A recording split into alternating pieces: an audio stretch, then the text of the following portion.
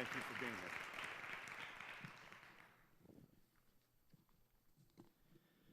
I think that all of us in one point in time have thought to ourselves, what can I do to change things?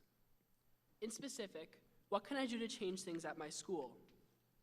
And I think an even more important question that many teens ask themselves is, okay, I want to change things, but where do I go from here? You have to make people believe that youth can become empowered and change things, especially in their school. The first thing that youth need to learn is how to let go of insecurity. When you're insecure, it's difficult to channel your energy into changing anything. There was a suicide I heard about in September 2011 of a 14-year-old named Jamie Rodemeyer. He was from Buffalo, New York. Because we were both Lady Gaga fans and had relatable followers on Twitter, news of his suicide kind of exploded over Twitter, Facebook, and social media. He was bullied every day constantly, and he couldn't take it any longer. He killed himself outside his home while his family was asleep. This could have been me. For a while, this looked like it was going to be me. I came out to my family when I was in grade 9. It was a really dark time in my life because even though my family was 100% accepting of me, I got really depressed. I spent weeks in my room every night crying. I became suicidal. I would plan out my own funeral and sit there wishing I could just die and wake up somewhere better. It took a long time, but I realized that the key to making positive change is to be positive yourself. When you finally let go of those worthless, insecure feelings and thoughts, you get overwhelmed with these feelings of, I can do anything, I can change things. You start thinking about all the countless possibilities and you become unstoppable. The second thing you want to do is figure out what it is you're fighting to change. You have to search for the thing that you're passionate about. It can sometimes take a long time, but for others it can come to you right away. In my case, I'm in the process of currently setting up a gay-straight alliance at my high school. In grade 10, in regards to Jamie's suicide, I thought to myself long and hard, and I decided that enough was enough and things need to change. These suicides cannot be happening any longer, not in 2011. So I went to my guidance counselor in October of that year, and I asked what I needed to do to create a gay-straight alliance at my school. I'd read about GSAs online and how effective they were with helping both open and closeted LGBT students come together with their straight allies to combat bullying and promote acceptance. Now, I was told that the GSA could be created, but that it was not allowed to advertise in the form of posters or announcements. Now imagine this, asking your parents if you could have a party.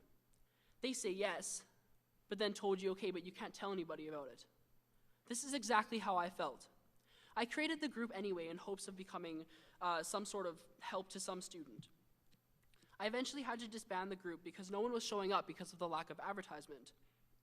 This year in grade 11, I'm at it again. I was really moved by the Manitoba government's proposed Bill 18. Bill 18 is an anti-bullying bill whose aim is to reduce bullying and promote a safe school environment. The bill states that a respect from human diversity policy must accommodate pupils who want to establish and lead activities and organizations that use the name Gay Straight Alliance. I was especially moved because of all the opposition in my city. There are great things about Steinbach, but it's not a very open-minded city when it comes to the acceptance of LGBT-related issues. There have been community meetings at schools and churches opposing the bill. I was reluctant at first about creating a GSA amongst all this controversy, but then I thought to myself, if all these people can vocally oppose something, why can't I vocally propose something? Why can't I fight for something I believe in? So that's exactly what I did. I began by asking some teachers if they'd support me in setting up a GSA, and I got a lot of teachers on my side.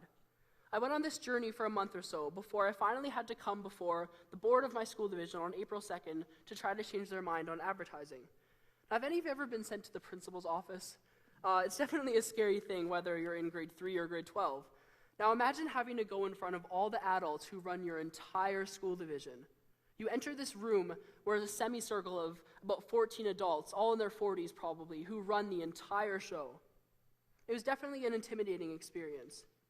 The next day, I was given the news that I had changed their minds and that they were now allowing advertisement. I was just so thrilled, and I couldn't believe that I worked so hard on my own as a then 16-year-old and changed so many things.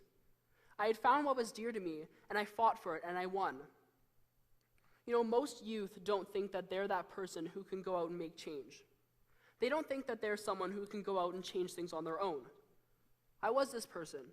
I used to think I couldn't change things on my own. But I did. I changed things, and you can too. You have to get up and decide that you're going to fight for what you believe in, and you have to fight hard. Sticking to your plan is important. Once you've found the thing you've decided to fight for, stick with it and never let it go. You have to work hard towards taking this idea that you've pioneered and really apply it to your school. Now that I have advertising rights for the GSA, I've put up posters and made announcements about the group. It feels amazing knowing that I changed something and have now opened a door of possibilities for the closeted LGBT students at my school. It feels fantastic knowing that the culture in a school can change because of what one student fought so hard for. But it doesn't stop there. Sure, now I can let people know I'm having that party, but how do I get people to show up? There's going to be more opposition for the GSA, but you have to prepare yourself to face that opposition and deal with it. As well, a good idea is to set goals for what you're trying to change. For example, I think often about where I want to see the GSA in a month or so, or even months into the next school year. It's important to have a plan and set goals for yourself.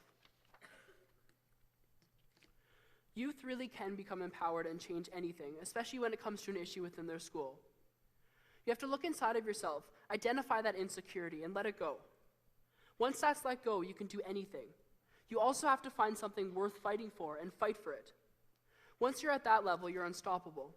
And after all this is done, you have to stick to that plan. You have to have faith in yourself and the cause you're fighting for and stick with it. You can change an entire school's culture because of something you fought for. Remember, fight for what you believe in, let no one get in the way of it, have faith in yourself, and you can change anything. Thank you.